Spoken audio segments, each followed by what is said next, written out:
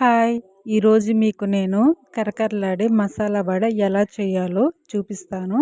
అయితే ఒక్క drop water లేకుండా, బియ్య పిండి లేకుండా చేశాను. అయితే చూసేయండి ఎలా చేశానో.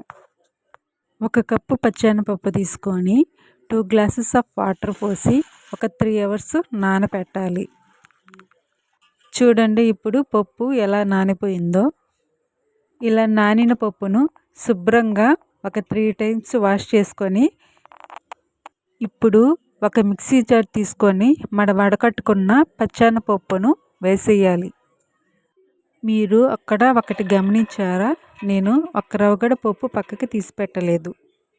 ఇప్పుడు అందులో అల్లం ముక్కలు, వెల్లుల్లి రెబ్బలు వేసి కొద్దిగా సాల్ట్ వేసి ఇప్పుడు మిక్సీ పట్టుకోవాలి. ఇప్పుడు చూడండి నేను మిక్సీ ఎలా పట్టానో. ఎప్పుడైనా పప్పు మనము కచ్చాపచ్చగా వేసుకుంటేనే వడలు క్రిస్పీగా వస్తాయి. పప్పు మెత్తంగా ఎప్పుడు వేయకూడదు.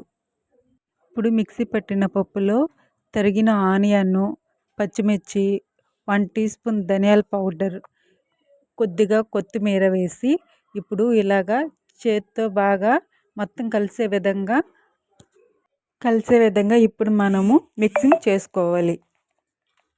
ఒకసారి మిక్సింగ్ చేసిన పప్పును వడకి వస్తుందా లేదని ఒకసారి ఇలా ఒక ముద్దలాగా తీసుకొని మనం చెక్ చేసుకోవాలి. చూడండి వడకి ఎంత పర్ఫెక్ట్గా వచ్చిందో. ఇప్పుడు కడాయిలో ఆయిల్ పోసుకొని ఆయిల్ హీట్ అయిన తర్వాత ఈ విధంగా వడలు వేసుకోవటమేనండి. వడల్ని ఎప్పుడు లో ఫ్లేమ్లో కానీ హై ఫ్లేమ్లో కానీ ఎప్పుడు చేయకూడదండి. మీడియం ఫ్లేమ్లో చేస్తేనే లోపల స్టఫ్ ఉడికి బయట క్రిస్పీగా ఉంటుందండి. ఇలా చేయటం వల్ల వడలు ఆయిల్ కూడా ఎక్కువ పీల్చుకోవండి.